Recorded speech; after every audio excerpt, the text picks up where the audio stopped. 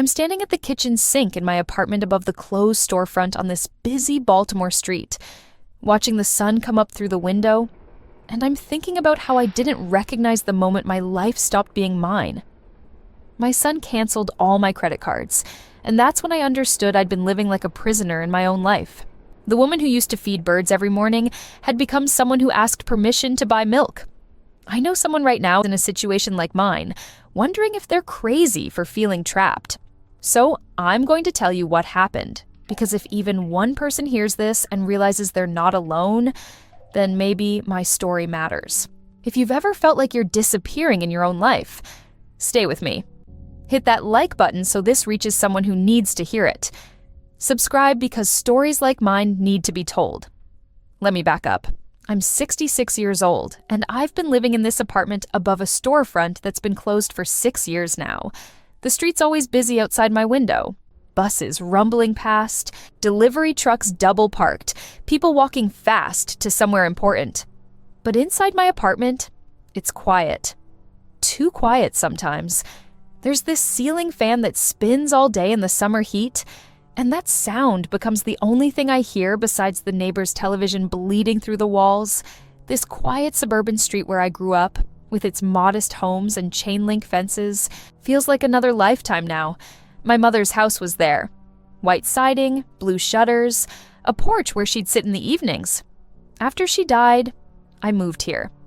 Closer to my son, he said. So I could help him, he said. I wore my rust-colored cardigan with the wooden buttons on moving day, the one my mother had given me years before. I didn't know then that I was moving into a cage. I used to feed the birds on the porch every morning before everything got complicated. I'd stand out there even when it was too hot and scatter seeds for the sparrows and finches. That was my thing, my quiet thing. I had a devotional book with dog-eared pages that I'd read while I waited for the birds, and I felt like God and I had an understanding. Like I was still doing something that mattered, something that was mine. I remember how those mornings used to feel. The air would be cool even in summer, that brief window before the heat settled in. I'd hear the birds before I saw them, their chirping cutting through the morning stillness. There was this one cardinal that came every single day, bright red against the gray concrete. I named him Henry, after my father. I'd talk to Henry while I scattered the seeds, tell him about my day ahead, my worries, my small joys. It sounds silly now, talking to a bird, but Henry listened better than most people I knew. I used to have hobbies too, real ones, not just the mechanical routine of surviving. I'd do crossword puzzles every Sunday morning with my coffee, the New York Times ones, the hard ones. I was good at them. I'd keep a running streak, mark the calendar when I finished one without looking up answers. I had a garden once before the apartment. Tomatoes, herbs, a few flowers. I'd spend hours out there with dirt under my fingernails, feeling connected to something real and growing. But somewhere along the way, I stopped being the woman who fed birds and started being the woman who helped her son, and then the woman who needed to help her son, and then the woman who existed only to help her son. My routine became mechanical. Wake up at 5, make coffee, wait for him to wake up and tell me what he needed. Drive him places because his car was always broken. Give him money because his paycheck was always short. Cook dinner, clean up, go to bed, wake up, repeat. The birds stopped coming to the porch, or maybe I just stopped noticing them. That triggering event, the one that started everything unraveling, was so small I almost missed it. I got a text from my cousin asking if I was coming to her daughter's graduation party. I stared at that text for 10 minutes. I hadn't been invited. Or I had been, and my son had deleted the message. Or he'd told me I shouldn't go, because they were just using me. I couldn't remember anymore. The lies had piled up so high, I couldn't see over them. I found the stack of greeting cards that night. Birthday cards, sympathy cards, just because cards. I'd bought them over the years, and never sent them. I'd write in them, but never mail them. I'd sit at this kitchen table at 4 a.m. and write things I wanted to say to people I missed, and then I'd just put them in a drawer. That stack was thick now, rubber banded together. It was like I was writing to the woman I used to be, and she never wrote back. I opened one of the cards. It was for my friend Sarah's birthday 3 years ago. I'd written, "Miss you. Hope you're well." Let's have lunch soon. But I never sent it because my son said Sarah had always been jealous of me, that she wasn't really my friend, that she just used me for rides and favors. And I believed him. God help me, I believed him. See, my son moved in with me about 8 years ago. He said he needed a place to stay temporarily while he got back on his feet. He'd lost his apartment, lost his job, had some debts he needed to handle. I had this little inheritance from my mother. Nothing huge, maybe $80,000. But enough. Enough to feel stable. Enough to feel like I had something to offer. He was charming about it at first. Grateful. He'd cook these dinners for me, pot roast and mashed potatoes, and tell me how much he appreciated having a parent who believed in him when nobody else did. He'd sit with me and watch television, make jokes about the shows, act like we were a team, and God, I ate that up. I mean, what mother doesn't want to feel needed? I remember the first dinner he cooked. It was a Thursday evening in October, and the leaves were turning outside. He made my mother's pot roast recipe, the one I'd taught him when he was young. He set the table with napkins and everything, poured me a glass of wine, and sat across from me with this smile that reminded me of the boy he used to be. The boy who'd bring me dandelions from the yard, the boy who'd curl up next to me during thunderstorms. "Mom," he said that night, "I know I haven't always made you proud, but I'm going to turn things around. You'll see. I just need a little time and a little support, and I'm going to make something of myself." I believed him, not just because I wanted to, but because he seemed to believe it himself. There was conviction in his voice, determination in his eyes. How was I supposed to know that he'd practiced that speech? That he'd used variations of it on girlfriends and friends and anyone else he needed something from? The thing is, needing someone and them needing you are not the same thing. I convinced myself they were. I told myself he couldn't make it without me. He needed a place to live, he needed my help with money, he needed my advice, he needed someone who understood him. And I believed it, because if he didn't need me, then what was I? I'd never been anything but a mother. My whole identity was wrapped up in that role. And if I wasn't good at that, then I wasn't good at anything. So I stayed. I gave him money when he asked. 500 here, 1,000 there, just until the next paycheck, he'd say. Just until things stabilized. Then I put the apartment in his name to help his credit. That was his idea. He said landlords were discriminating against him, that he needed to build up his financial profile. I signed the papers without reading them because he was my son and I trusted him. The changes happened so gradually, I didn't see them as changes. One day I mentioned going to lunch with Sarah, and he made a comment about how she never asked how I was doing, only talked about herself. It was true that Sarah talked a lot about her grandkids. So I thought about that. The next time Sarah called, I listened differently, heard her words through his filter. And yes, she did talk mostly about herself. So maybe he was right. The next week, Sarah invited me to a movie. I told my son about it, and he sighed. Not a big sigh, just a little one. "That's fine, Mom. I just hoped we could spend some time together. I barely see you anymore. But if Sarah's more important, I understand." I canceled on Sarah. It felt wrong, but he was my son. He lived here. Sarah had her grandkids and her husband and her full life. What did I have except my son? So I stayed home. We watched a movie together on the couch, and he made popcorn, and it felt like we were bonding. Like I'd made the right choice. That's how it started. Small choices, tiny redirections. Each one seemed reasonable in the moment. Each one pulled me a little further from everyone else and a little deeper into his orbit. I forgot about the friends I used to have. Sarah stopped calling after I canceled on her 3 times in a row. My church friends, the ones I'd known for decades, gradually faded away. My son said they were judgmental, that they didn't really care about me, that they only wanted me around when it was convenient for them. He'd say things like, "Did Linda even ask how you were doing, or did she just talk about herself the whole time?" And I'd think back and realize, yeah, Linda had talked about her grandkids a lot. So maybe he was right. I stopped going to church on Sundays. He said he needed me home in case he had to go somewhere. Or he'd plan something that conflicted with the service time, or he'd be in a mood, and I'd feel guilty leaving him alone. Eventually, the pastor stopped calling. Eventually, I stopped missing it. Or I told myself I did. I stopped buying myself things. I wore the same 3 sweaters, the rust-colored cardigan, and 2 others that were pilling at the elbows.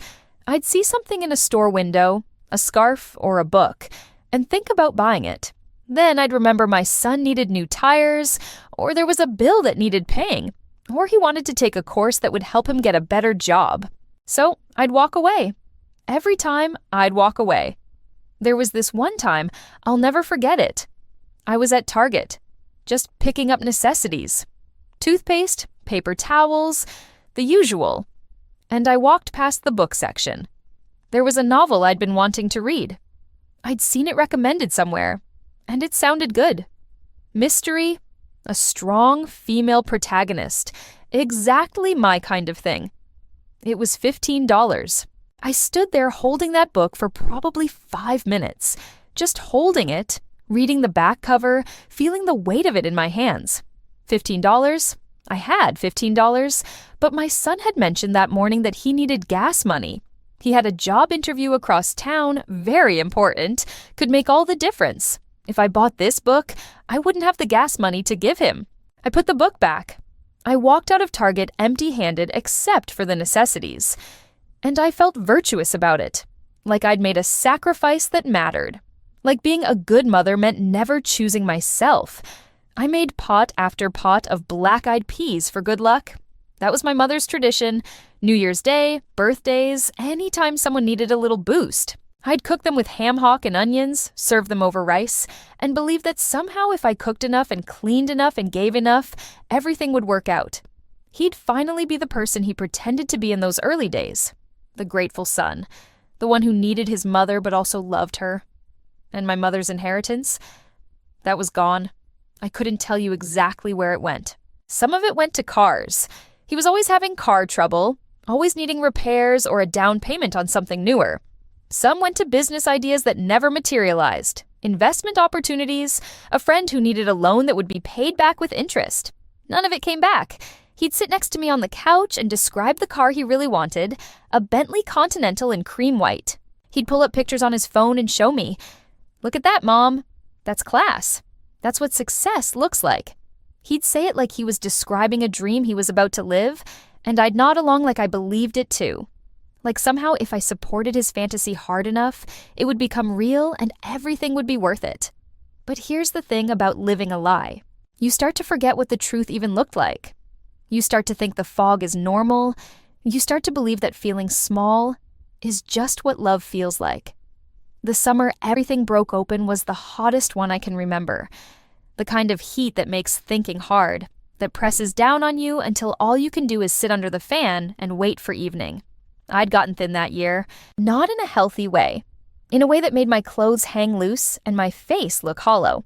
I'd look in the mirror sometimes and not recognize myself. I needed money for my prescriptions. I was on blood pressure medication and something for my thyroid. Not expensive medications, but not cheap either. Maybe $50 total. I asked my son for some money. Not much. Just enough to cover the copays until my Social Security check came in. He looked at me like I'd asked for the moon. Like I'd asked for something unreasonable and offensive. He said no. Just flat out no. He said I wasn't responsible with money, that I'd made bad choices, that I'd wasted my inheritance on frivolous things. He said he was protecting me from myself. I stood there in the kitchen, by that same sink where I watched the sun rise, and I felt something crack inside my chest. Protecting me. That's what he called it. The next day, I went to use my card at the grocery store. I had maybe $40 worth of groceries in the cart. Nothing extravagant. Bread, milk, eggs, some vegetables for soup. The card was declined. I tried it again. Declined. The cashier looked at me with that mixture of pity and impatience, and I felt my face get hot. There was a line forming behind me. I mumbled an apology and left the cart there, walked out to my car in the parking lot. I sat in that car with the windows up and the summer heat pressing down on me, and I called the credit card company. It took 20 minutes to get through to someone. When I finally did, they told me the card had been canceled at the account holder's request. I said I was the account holder. They said, "No, sir. The account holder called yesterday and requested cancellation." Sir, my son. My son had called pretending to be me, or maybe he didn't have to pretend because his name was on the account too. I'd added him years ago in case of emergency, in case something happened to me and he needed to access funds. That emergency power had become everyday control. I called him from the parking lot. I was shaking. I asked him why he'd canceled my card. He said it was for my own good, that I was spending irresponsibly, that someone had to take charge of the finances because I clearly couldn't handle it. He said it like he was doing me a favor, like I should be grateful. That's when something broke open in me, like ice cracking, like glass shattering, like a door I didn't know existed suddenly swinging open and showing me a room I'd been locked out of. I realized in that moment, sitting in a grocery store parking lot in the middle of summer, that I didn't own a single thing anymore. Not the apartment, not my cards, not even the right to decide if I could buy milk. I drove home in a daze. I sat at the kitchen table with my devotional book, but the words wouldn't come into focus. I stared at the stack of greeting cards in the drawer. All those unsent messages. All those connections I'd severed or let him sever for me. I thought about my mother and what she would say if she could see me now.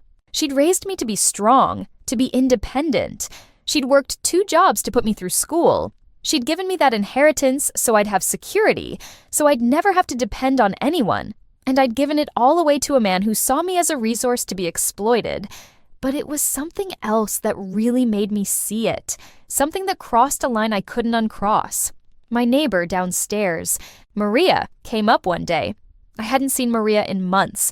My son had told me she was nosy, that she gossiped about me to the other neighbors, that I should avoid her. So I had. I'd stopped saying hello when I saw her on the stairs. I'd stopped asking about her grandkids. I'd made myself smaller and smaller until I barely existed. But she knocked on my door that afternoon, and she had her daughter with her daughter Emma. I recognized Emma immediately even though I hadn't seen her in years. She'd dated my son way back, maybe 10 years ago.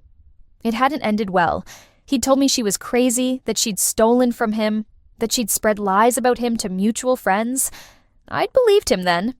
Emma was carrying a folder.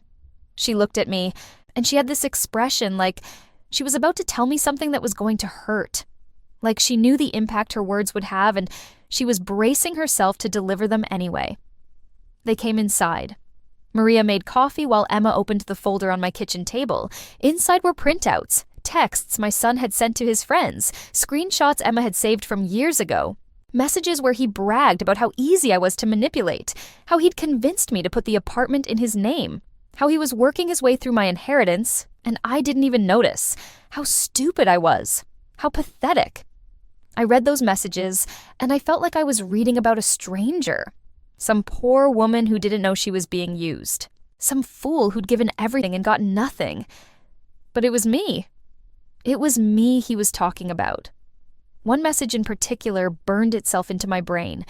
It was to a friend, dated about 3 years back. She actually believes I'm going to pay her back. It's like taking candy from a baby. I tell her it's an investment in my future, and she hands over the cash. Easiest money I've ever made. I read that line over and over. Easiest money I've ever made. Like I was an ATM machine. Like I wasn't his mother. Like I wasn't a person at all. Emma had more. Financial documents showing withdrawals I didn't authorize. Checks written from my account that I didn't sign. Bank statements going back years showing a pattern of systematic theft. She'd gotten them through legal channels, she said. Her mother knew someone who worked at the bank and had flagged suspicious activity. But there was something else in that folder, something that made everything else look small. Medical records, or rather, communications with my doctor's office. My son had called them multiple times. He'd told them I was showing signs of dementia, that I was forgetting things, getting confused, making poor decisions. He'd said he was concerned for my safety and wanted to discuss options for my care. The doctor's office had noted these calls in my file. They'd scheduled a cognitive assessment without telling me directly, just sent a letter to the apartment that my son must have intercepted. He was building a case. He was trying to get me declared incompetent so he could have full guardianship without me even knowing about it. He was going to lock me away in some facility and take everything. The U.S. Department of Justice recognizes this as guardianship abuse. It's a serious problem affecting thousands of seniors every year. People who are perfectly capable of managing their own lives get declared incompetent by family members who want control of their assets. And once that legal machinery starts moving, it's almost impossible to stop. I sat at that table and I couldn't breathe. Maria put her hand on my shoulder. Emma was crying, and I realized this was the line. This was the thing I couldn't forgive. He could take my money. He could isolate me from my friends. He could make me feel small and worthless.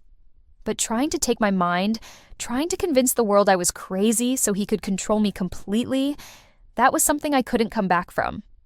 I looked at Emma and asked why she was helping me. Why now, after all these years? She said she'd heard through mutual friends that I was in trouble, that my son was doing to me what he'd done to her, just slower and more calculated. She said she'd wished someone had helped her back then, had believed her when she tried to tell people what he was really like. So she was helping me now. She was being the person she'd needed. He did the same thing to me, Emma said, her voice quiet but steady. Not the guardianship thing, I was too young for that. But the isolation, the financial control, he convinced me that my friends were toxic, that my family didn't understand me, that he was the only one who really cared. And I believed him for 2 years. 2 years of my life I'll never get back. She looked at me with tears in her eyes. When I finally left, I had nothing. No money, no friends, no support system. I was homeless for 3 months, slept in my car. It took me 5 years to rebuild my life. And the whole time, I kept thinking about how he was still out there, still doing this to other people. And then I heard your name. My mom mentioned you. And I realized he'd moved on to his own mother. That's when I knew I had to do something. That's when I understood something important. Your ally doesn't always look like you expect. Sometimes it's the person your abuser told you was your enemy. Sometimes it's the ex-girlfriend you were told to hate. Sometimes it's the neighbor you were told to avoid. Sometimes salvation comes from the most unexpected places. We sat at that table for hours. Emma explained what we needed to do. I needed evidence, not just the documents she'd brought, but recordings, proof that I was of sound mind and that he was the one manipulating the situation. She helped me set up an app on my phone that could record conversations. Nothing illegal, nothing sneaky, just documentation of what was really happening. It took months of recording phone calls where he pressured me for money, where he told me I was confused, that I was remembering things wrong, that I couldn't trust my own mind, where he said nobody wanted to be around me anyway, that my friends had abandoned me, that I was lucky to have him. Months of documenting every withdrawal, every canceled card, every form of control. The recordings were damning. In one, I asked him about a check that had been written from my account. Mom, you wrote that check. Don't you remember? This is exactly what I've been talking about.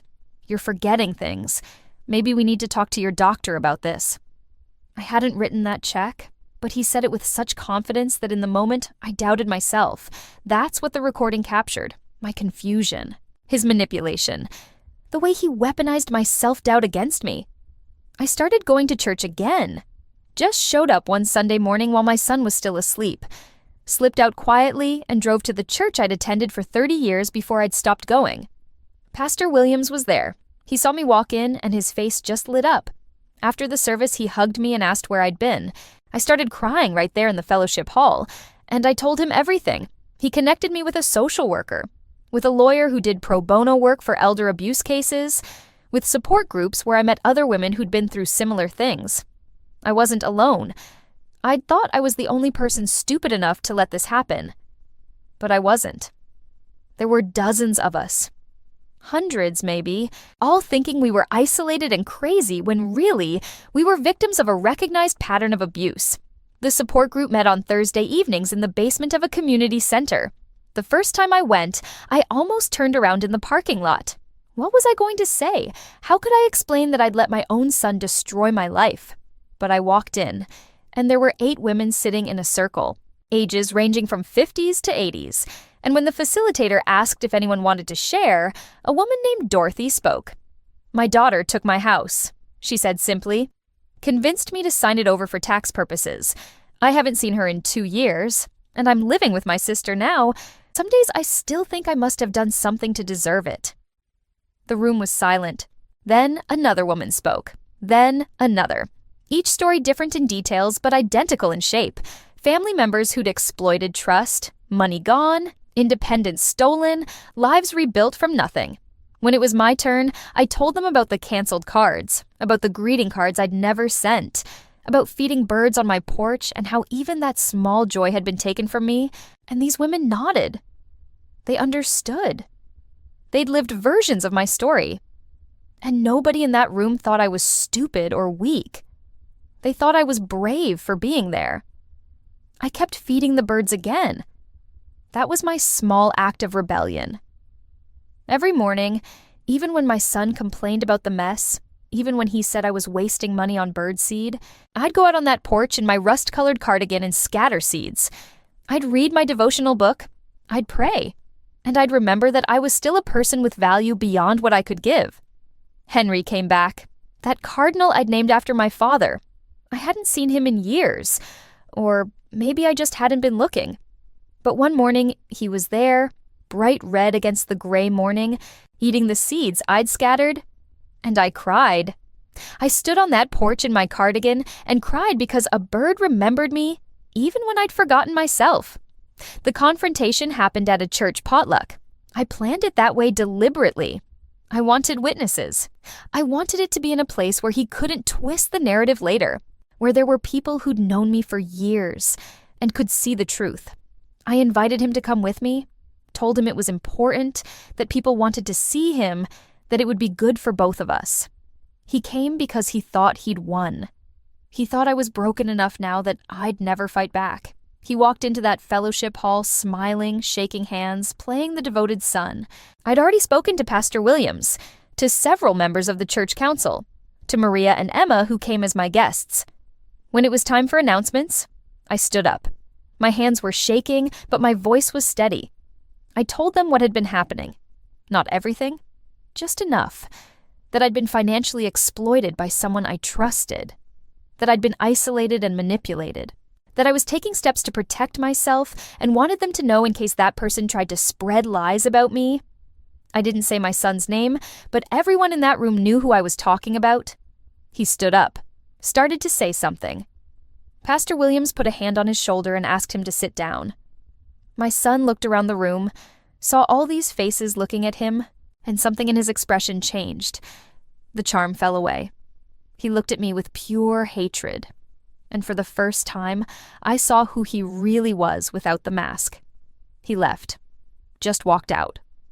On his way out, he knocked over a table with food on it, sent a pot of black-eyed peas crashing to the floor. It felt symbolic. All those pots I'd made for good luck, and here they were spilled across the church floor while I finally told the truth. The next few weeks were hard. He called me constantly, left voicemails that went from angry to pleading to threatening and back to pleading. He showed up at the apartment. I didn't let him in. I'd changed the locks with the help of a locksmith Emma had recommended. He couldn't believe it. He stood outside the door and yelled that this was his apartment, that I had no right to lock him out of his own home. But it wasn't his home. That was the first thing the lawyer had helped me with. The apartment was in his name, yes, but the documents showed fraud. I'd signed under false pretenses, believing it was temporary, believing I still had control. A judge reviewed the evidence and reversed the transfer. The apartment was mine again. He tried everything. Told people I had dementia and was being manipulated by Emma, called Adult Protective Services and claimed I was being financially abused by scam artists, threatened to sue me for defamation, posted things on social media about ungrateful parents who abandoned their children. But I had evidence. Recordings, documents, witness statements. The truth was on my side for once. The justice came from an unexpected place. He'd been working as a financial advisor at a mid-sized firm downtown. Good income, respectable position, the kind of job that came with a business card and an office. He'd finally gotten the success he'd always talked about, or at least the appearance of it. The firm found out about the investigation. Not because I told them. I didn't even know where he worked by then. But these things have a way of getting around. Someone who knew someone mentioned it to a supervisor. The firm started looking into his client accounts. They found irregularities. Small things at first, but enough to warrant a deeper investigation. He lost his job, lost his financial advisor credentials. There was no criminal charge in his case with me because I chose not to press charges. I just wanted to be free. But the firm reported him to the regulatory board for the irregularities they found in client accounts. His license was suspended. His reputation in the financial community was destroyed. Last I heard, he was working at a retail store. Not as punishment. That's not how I see it. Just as a consequence. When you build your life on manipulation and lies, eventually the structure collapses. Eventually, people see who you really are. I don't take satisfaction in it. I'm not glad he's struggling. He's still my son, and part of me will always love the child he used to be, even if that person doesn't exist anymore. But I'm glad he can't hurt anyone else the way he hurt me.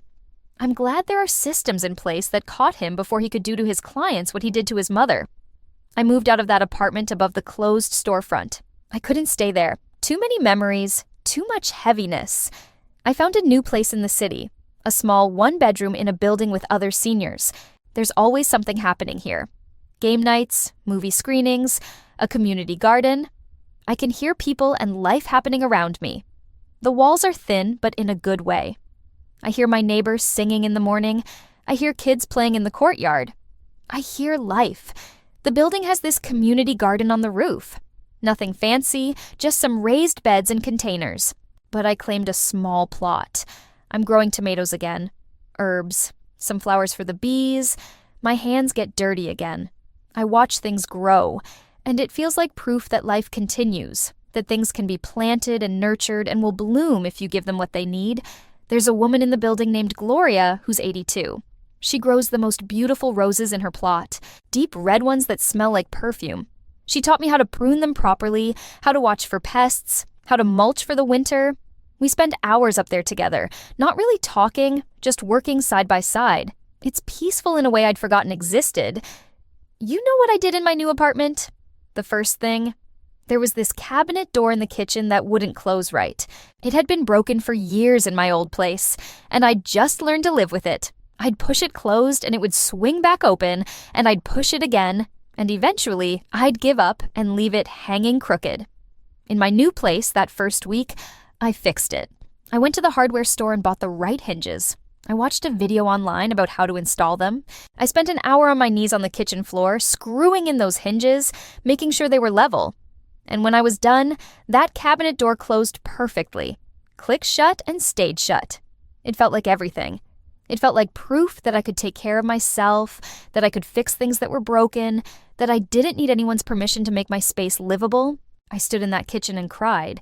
Not because I was sad, but because I'd forgotten what it felt like to do something simple for myself, without asking if it was okay. I found that stack of greeting cards when I was packing, all those unsent messages, all those relationships I'd let die. I sat on the floor of my old apartment surrounded by boxes, and I read through them. Some of them I finally sent, 3 years late or 5 years late. I wrote new messages, explaining that I'd been going through a difficult time, but I was better now. Some people wrote back, some didn't. That was okay.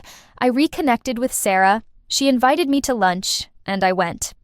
We sat in a diner for 3 hours, and I told her everything. She cried. She said she'd known something was wrong, but didn't know how to reach me. She'd tried a few times, and then gave up, assumed I didn't want her friendship anymore. I told her I understood, that I'd made it impossible for people to help me. But we were starting over now.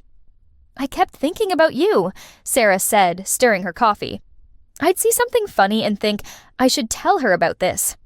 But then I'd remember that you'd canceled on me 3 times, that you'd stopped returning my calls. I thought maybe I'd done something to offend you. I went over every conversation we'd had trying to figure out what I'd said wrong. You didn't do anything wrong, I told her. I did. I let him convince me that you didn't care about me, that nobody did except him. Well, Sarah said, reaching across the table to squeeze my hand, I care. I always have. And I'm not going anywhere this time. You're stuck with me. We meet for lunch every other week now. Sometimes we go to movies. She introduced me to her book club, and I'm reading novels again. Real ones, not just my devotional book. I'm working through the mystery novel I'd wanted to buy at Target that day. Sarah gave it to me as a welcome back gift. Maria and I are close now. She checks on me, not in a worried way, but in a friend way. We have coffee sometimes. Her daughter, Emma, became someone I genuinely care about. She's working on a degree in social work, wants to help other people in abusive situations. She says knowing me helped her make sense of what happened to her. We helped each other heal. Emma and I meet once a month for dinner. She's dating someone new, someone kind who treats her well. She's cautious about it, still learning to trust. But she's happy. She's building a life that's hers. And watching her do that, seeing her thrive after everything she went through, gives me hope. If she can rebuild, so can I. I started volunteering with a group that helps seniors recognize financial exploitation. We meet twice a month at the community center.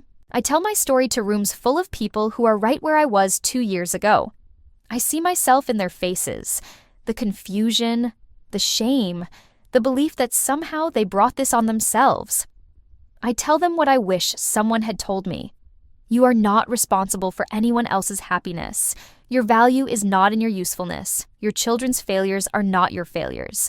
You do not owe anyone access to your resources, your time, or your dignity just because they're family. And nobody who loves you will make you feel small to make themselves feel big. At the last meeting, a woman in her 70s named Ruth approached me afterward. She was shaking. She said her grandson had been living with her for 5 years, that she'd given him $50,000 for a business that never happened, that he'd convinced her to refinance her house, and now she was in danger of losing it. She said she'd been too ashamed to tell anyone, thought she was the only one stupid enough to fall for it. I held her hands and told her she wasn't stupid. That love isn't stupid. That trusting family isn't stupid. What's stupid is someone exploiting that trust. I gave her the social worker's number, the lawyer's number. I told her about the support group. I told her she could survive this, that I was proof. Last week, Ruth called me. She said she'd talked to the lawyer, that she was filing a civil suit against her grandson, that she'd told her daughter what was happening, and her daughter was supporting her. She said her voice was still shaking, but she was doing it anyway. She thanked me for being brave first so she could be brave second. That's what this work is. Being brave so someone else can be brave. Telling the truth so someone else knows they're not alone. Surviving so someone else knows survival is possible. The statistics are staggering when you look at them. The World Health Organization estimates that 1 in 6 seniors worldwide suffers some form of abuse. 1 in 6. That means in any church congregation, any community center, any neighborhood like mine, there are women just like me, still feeding birds on their porch, still making pod after pod of black-eyed peas, still writing greeting cards they'll never send, still waiting for permission to exist. And the U.S. Department of Justice recognizes guardianship abuse as a serious problem. Thousands of seniors every year are declared incompetent and placed under guardianship by family members who see them as a source of income, not as people. Once that happens, they lose everything. The right to make their own medical decisions, the right to decide where they live, the right to control their own money. They become legal non-persons, and it's almost impossible to fight back. That's why I do this work. That's why I tell my story over and over, even when it's hard, even when I have to relive the worst parts. Because if even one person hears this and recognizes themselves, if even one person realizes they don't have to live this way, then it matters. I'm 66 years old. I live in a small apartment in Baltimore where I can hear life happening around me.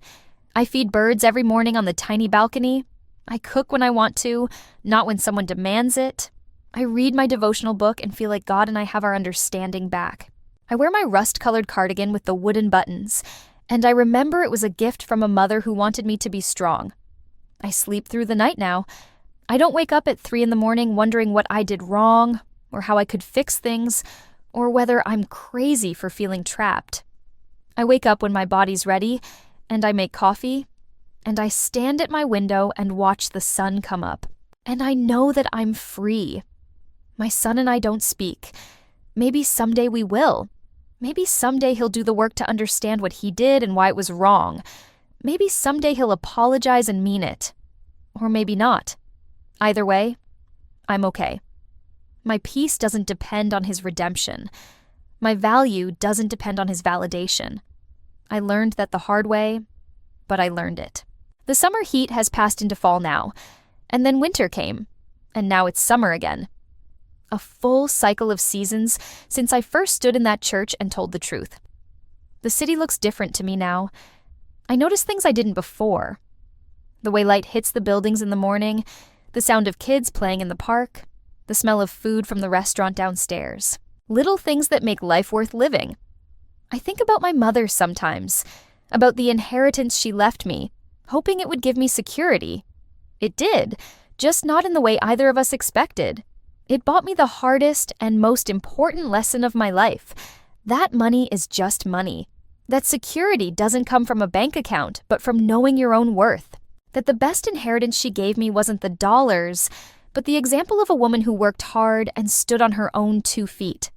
I fixed that broken cabinet door, but I fixed other things too. My relationship with myself, my understanding of what love actually means, my ability to set boundaries and keep them, my willingness to ask for help when I need it. These aren't small repairs. These are the foundation of a new life. Are you in a situation where you're not sure anymore? Who's controlling who? Where you've given so much that you've forgotten how to receive? Where you've made yourself so small that you barely cast a shadow? I want to hear from you, not because I have all the answers, but because your story matters. Because you deserve to be someone's mother, not someone's victim. Because there's a whole community of people who understand and won't judge you for how you got here, only celebrate you for deciding to leave. Think about the people in your life. Are there relationships where you feel smaller instead of bigger? Where you give everything and get nothing? Where you need permission to exist? Those are the relationships that are costing you your life. And life is too precious to spend it making yourself small for someone else's comfort. I learned that I can survive losing my son's approval. I can survive being called ungrateful and selfish and crazy. I can survive people thinking I'm a bad mother. What I couldn't survive was losing myself completely. And I almost did. I got so close to the edge of that cliff that I could feel the wind pulling at me. But I stepped back. With help, with support, with evidence and witnesses and legal protection, I stepped back. If you're standing at that same edge, reading this and recognizing yourself in my story, please know you can step back too. It won't be easy. It will be the hardest thing you've ever done. People will tell you you're wrong. They'll pressure you to go back to the way things were. They'll say you're being dramatic or ungrateful or cruel. But you'll know the truth. And the truth will set you free, even if the freedom comes with a cost. Have you lived this? Do you know someone who has? Tell me in the comments. Share your story, even if it's just a few words. Let's build a community of people who refuse to be victims anymore, who choose themselves not out of selfishness but out of survival, who understand that you can love someone and still need to be free of them. Like this video so it reaches someone who needs to hear it. Subscribe to this channel so you don't miss future stories.